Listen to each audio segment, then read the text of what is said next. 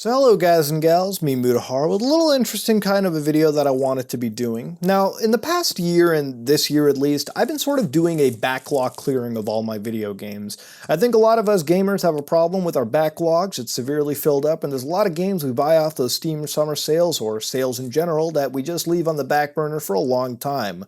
And this is one series that I wanted to get into. After finishing the Yakuza series, which I have like an hour-long video in production right now, and as soon as the remake for the second game comes out, you'll get that video, trust me, it's gonna be fucking something. But for me, Kingdom Hearts is one of those games that piqued my interest. I saw Kingdom Hearts 3 at E3 this year, and I was kind of blown away. It looks great. But it's one of those series that, man, I just cannot get into as many times as I've tried. And trust me, I've tried. PS2, PS3, whatever, you name it, I've tried it. It has not worked for me. I first came across Kingdom Hearts 1 back in the PlayStation 2 era. I read about it on a big chunk in PlayStation Magazine, and I was like, man, this game looks great from the screenshots. And later in my life, I managed to start emulating it at some point, and I just couldn't get into it. I tried playing the game again on the PS3, and I got up to, I think, Atlantica, and just fucking got bored. I had so many breaks in between that I was missing out on the story, and I don't know, I just wasn't jiving with the game at all. But looking at how good Kingdom Hearts 3 looked and just the culmination of that, at least a decade plus of work, I figured I owe myself to play one of the best franchises of gaming from what many people I've talked to. So I bought Kingdom Hearts 1.5 plus 2.5 Math Equation Remix and decided to play Kingdom Hearts 1 Final Mix. So this video is going to be sort of my thoughts on that game. I'm going to sort of split it up into sort of reviewish parts, but ultimately I'll give you my analysis towards the end of it, just what I really felt about it. So number one, Kingdom Hearts 1 looks fucking great. It is an amazing looking game, and that shouldn't surprise me. This is back when Final Fantasy X was a deal. And Final Fantasy X to this day, I will argue, is one of the best looking games of all time. Just, it blew me away when it was on the PS2. The FMVs, the visuals, the art still worked well. And playing the remaster on the PS4 is still eye candy to this day.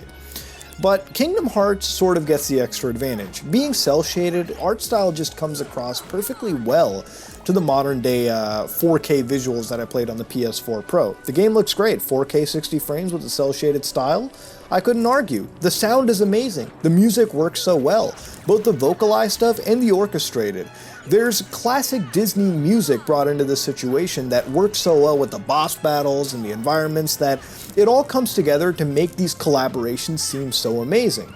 Any world that you go to, even if it's not one of the best ideal worlds, fits so well within the game. Whether it be Aladdin's Agrabah, or whether it be Atlantica, which is a terrible fucking place, but it does look good, I'll give you that much.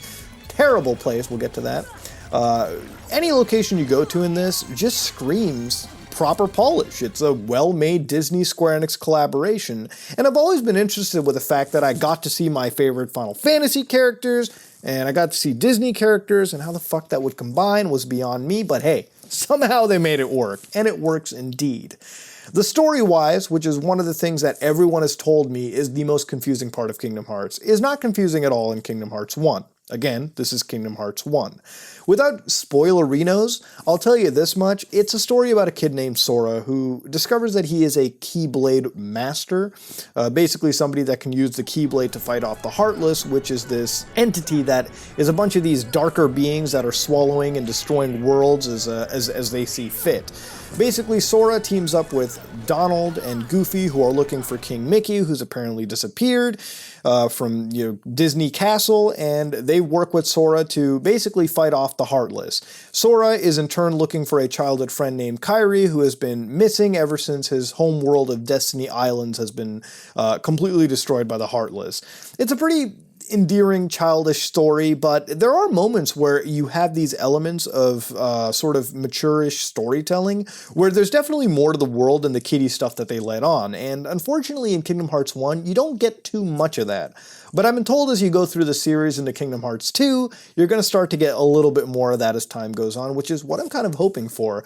Please don't spoil it for me in the comments section below. If it turns out to be a giant letdown, I want to experience the letdown. as terrible as it may be. I don't think it can be any worse than somebody spending years of their life being let down constantly. I will at least attest to that. But there are parts of this game that I'm going to get to now that have driven me absolutely insane. But yet I still love it. So what are the parts of this game that drive me insane? Well, it's the gameplay. Kind of. Let me explain to you. This game is an action role-playing game, meaning that it has real-time combat. It's not your turn-based strategy title or whatever you want to say. Basically, in this game, in the beginning, you get to pick 3 playstyles. A playstyle you pick, and a playstyle you sort of toss away because you're not interested in it. I picked the attacker style play versus the defensive or the magic. I tossed away magic, actually, since I was always told it'd be weirder in this game. Now, for me, the majority of the gameplay is very, very simple. And towards really the second half of the game is when it starts to sort of get more complicated, but by then, your brain's already running in autopilot. Let me explain. In the game, if you ever feel that your PlayStation's X button has been fucking neglected at some point in its lifespan, this game's going to make it feel so happy that it's going to have a wet dream beyond its wildest dreams, okay? Let me put it that way.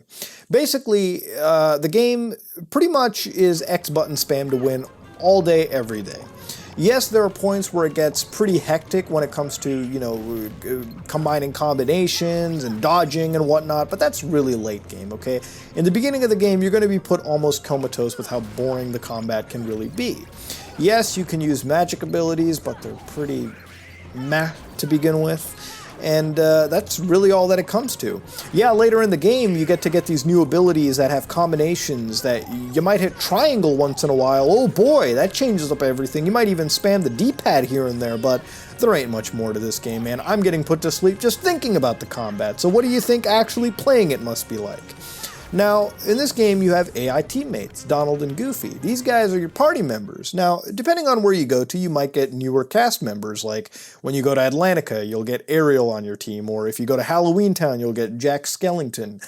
But Donald and Goofy are your boys through and through. These are the guys that you're going to be bringing with you throughout the game. They're your party. And character-wise, they're good characters. I actually enjoy having them as company. When it comes to gameplay, go fuck yourself, Donald and Goofy. Especially you, Donald. Fuck everything about Donald Duck in this game. I hate Donald Duck. I hate everything about Donald Duck. And let me explain to you why. The AI teammates in this game are absolute ass. Why are they ass? Because let me tell you, when I'm playing an action role-playing game, the last thing that I want to do is babysit the AI, okay? I hate babysitting the AI. I hate babysitting anything. You know, you can say anything about Sheva from Resident Evil 5, but that bitch at least had a gun. She at least did something, okay? She was at least pulling her weight somewhat. Yeah, who cares if you used her healing items every 5 minutes? She at least did something. You wanna know what Donald and Goofy do the best in this game? Die. Die over again.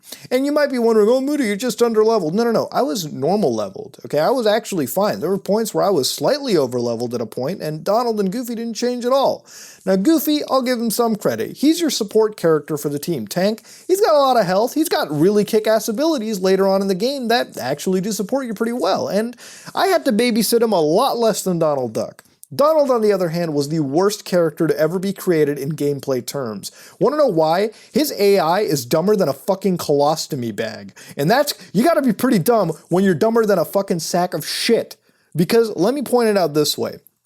It doesn't matter how you change his AI or do whatever. This guy has the worst physical attack. His magical defensive attacks, offensive attacks, curative spells may be nice if he pulled them off once in a while or his AI could manage them properly. Because I've rarely ever been healed by Donald. Okay, maybe sometimes I've been healed, given a little bit of a defensive spell, but whoo, have I been pretty let down for 90% of the game.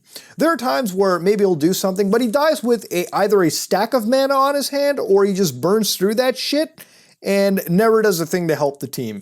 Most of the times Donald Duck will die. And towards the end, literally spoilers aside, there's this final gauntlet before the last checkpoint of the game. And this last gauntlet can last you 15 to 20 minutes. You want to know how many times Donald has died in those 15 to 20 minutes? How quickly? A minute into the battle, 2 minutes into the battle with the enemy, this dude has been dead. Now, I figured a way to actually combat this. See, in the game there's this hub world of Traverse Town where you can go back and buy potions, elixirs, and ethers, and over here I bought some equipment, which again really didn't even fucking do much in the end game, but I kept on buying potions, high potions, ethers, elixirs through the game. And basically I've learned that if you want them to do anything in the game, you have to stock them full of all these items before every major point in the game, and that's what's going to keep them alive. If you don't do that, Donald and Goofy will die over and over and over again. Towards the end of that gauntlet that I was telling you about earlier, it came down to me basically healing the shit out of my team, being the fucking mage, being the support, being every single thing, carrying those two dumbasses to the end of the game. And that even had to escalate into the last boss battle anyway, so you bet your ass I wasn't having too great of a time babysitting these morons in the end game and throughout the entire game to begin with. Now, that's just one aspect of how terrible the AI is. The other aspect of, well, gameplay terms is the idea that movement in this game is severely lacking. Let me explain to you how platforming works in this game. It doesn't. It's absolutely terrible. The camera is a hindrance. The platforming can get very tedious and annoying. And there's two boss battles in particular that just drive me insane. It's Ursula and it's Chernabog, which is Ursula 2.0. These people are giant monsters that you're basically attacking who have these anonymous bullshit AoE effects, but not only that, they've got the worst RNG that's so friendly to them, at least for me, in those games that drive me absolutely crazy as well. But it's the fact that they're so big and the movement where you're swimming through space or whatnot is so annoying that really the only way to beat them is to sort of glitch your way to the back of their head, bash them over and over again, and somehow hope that their RNG effect doesn't kill you. Donald and Goofy die easily to the RNG. They don't even have the AI to dodge an attack, let alone even foresee possible death. So again, it's all these things working against you that almost break the experience.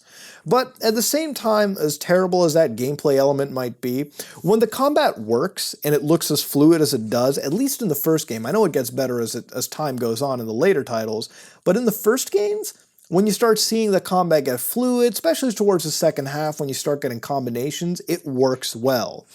But man, there is so much working against this game that it is a close thing. If I had to rate it, I'd give this 7 out of 10, maybe 6.5. It's a good game, but that gameplay cannot be excused for the life of me. Now, I've been told by a lot of people who've been in the Kingdom Hearts series that this is like the Assassin's Creed 1 of the franchise. It's the weakest link, and purely because the later games that come out get so much better that, you know, Kingdom Hearts 1 is a shadow in comparison.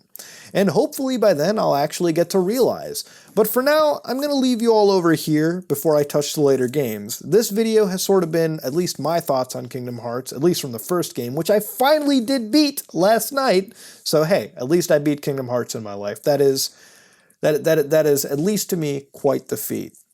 But the next game I have on the list is Kingdom Hearts in Response to Chain of Memories. I don't know if this is an email title. What the fuck happens? Who is titling these games? 2.8, 0.2? What? I don't understand.